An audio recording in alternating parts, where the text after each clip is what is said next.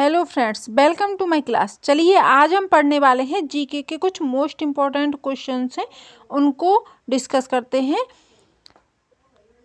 तो हमारा पहला क्वेश्चन देखिए, निम्न स्थलाकृतियों में किसमें छत्रक सेल पाए जाते हैं? ऑप्शन नंबर ए रेगिस्तान में, बी डेल्टा में, सी हिमनद में और डी समुद्री गुफा में।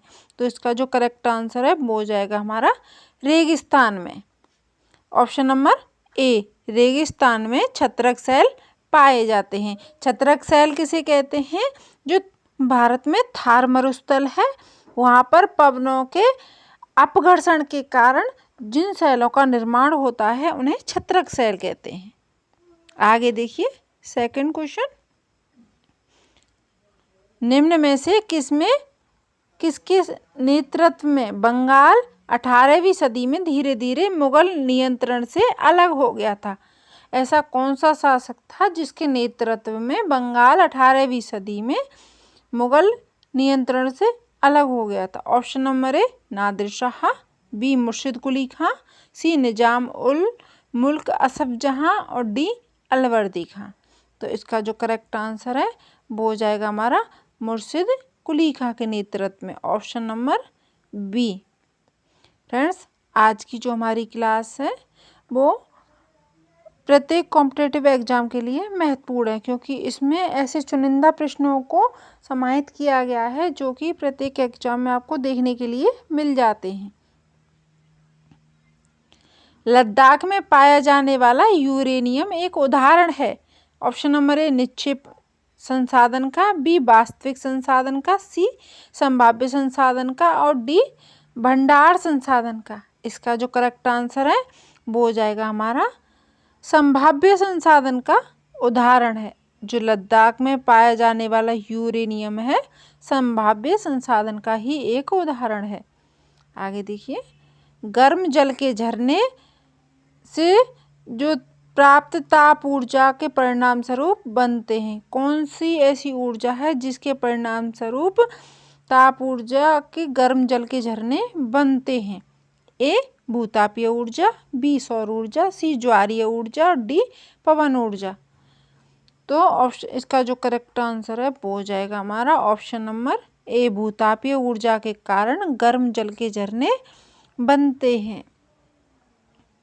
भूतापीय ऊर्जा की जो ताप ऊर्जा है उससे। आगे देखिए, अधिक गहराई में स्थित खनिजों के निक्षेपों तक पहुंचने के लिए गहरे छिद्र बनाए जाते हैं। इस प्रकार के खनन को क्या कहा जाता है?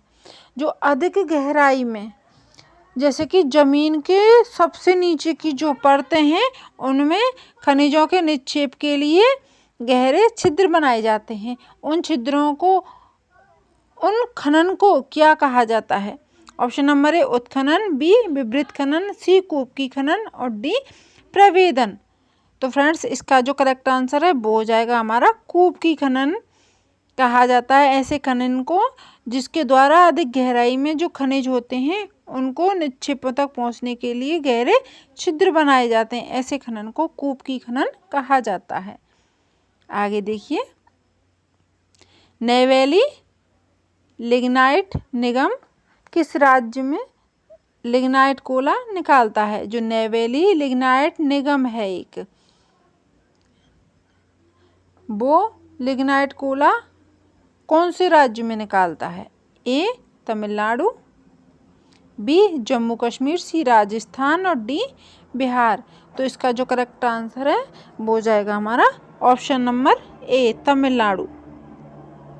ऑप्शन नंबर ए तमिलनाडु से नेवेली लिग्नाइट निगम लिग्नाइट कोला निकालता है।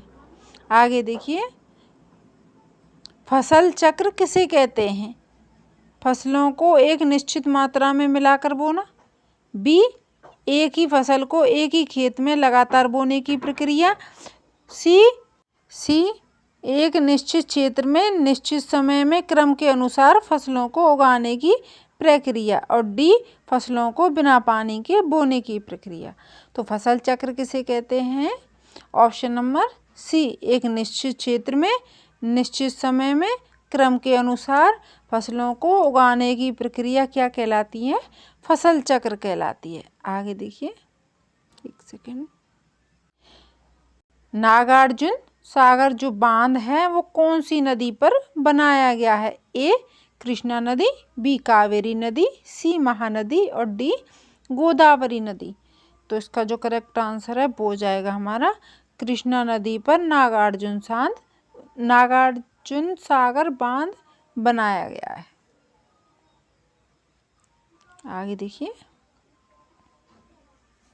गुरु गोविंद सिंह का जन्म कब हुआ था? ए दिसंबर 1666 ईस्वी में, बी दिसंबर 1564 ईस्वी में, सी मार्च 1617 ईस्वी में और डी 1668 ईस्वी में। तो इसका जो करेक्ट आंसर है वो हो जाएगा हमारा ऑप्शन नंबर ए दिसंबर 1666 ईस्वी में। आगे देखिए, निम्न परिमंडलों में से किसमें मानव सहित जीव भी पाए जाते हैं और वे बहुत संख्या में भी और भूतापन के कारण प्रभावित भी होते हैं? ऐसा कौन सा परिमंडल है जिसमें मानव सहित जीव भी पाए जाते हैं और वो जीवित भी हुए और बहुत सी संख्या में भी पाए जाते हैं और भूतापन के कारण प्रभावित भी होते हैं? तो ऑप्शन नंबर ए जीवमंडल, बी जलमंडल, सी स्थलमंडल और डी वायुमंडल। तो इसका जो करेक्ट आंसर है वो हमारा ऑप्शन नंबर ए हो जाएगा जीवमंडल। जीवमंडल में मानव सहित और भी जीव पाए जाते हैं और वे बहुत सी संख्या में भी पाए जाते हैं और भूतापन के कारण प्रभावित भी होते हैं।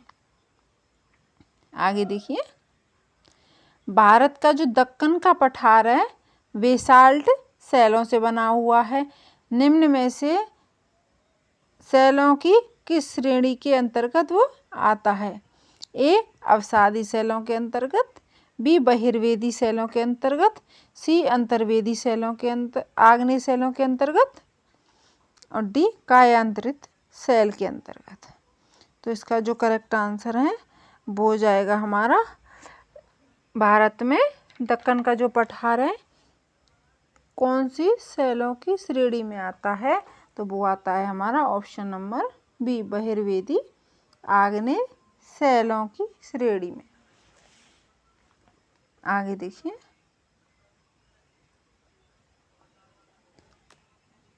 निम्न स्थल रूपों में से किसमें खनिज निक्षेपों की प्रचुरता पाई जाती है? ए घाटी में, बी मैदान में, सी पर्वत में और डी पठार में। ऐसे कौन से स्थल रूप हैं जिनमें जो खनिज हैं उनकी प्रचुर मात्रा में प्रचुरता मतलब अधिकता पाई जाती है? तो इसका जो करेक्ट आंसर है वो हो जाएगा हमारा ऑप्शन नंबर डी पठार। पठार ऐसे स्थल रूप हैं जिनमें जो खनिजों की मात्रा है वह अत्यधिक मात्रा में पाए जाते हैं खनिज पठारों में। आगे देखिए, ऑप्शन नंबर 13, निम्न में से कौन सा सूर्य का ग्रह नहीं है? ए बुध, बी शुक्र, सी चंद्रमा और डी नेपच्यून। ऐसा कौन सा ग्रह है जो कि सूर्य का ग्रह नहीं है? तो इसका जो करेक्ट आंसर हो जाएगा वो हो जाएगा ऑप्शन नंबर सी चंद्रमा सूर्य का ग्रह नहीं है। आगे देखिए, मंगल व बुध की कक्षा के बीच सूर्य के चारों ओर चक्कर लगाने वाले छोटे ग्रहों को क्या कहते हैं?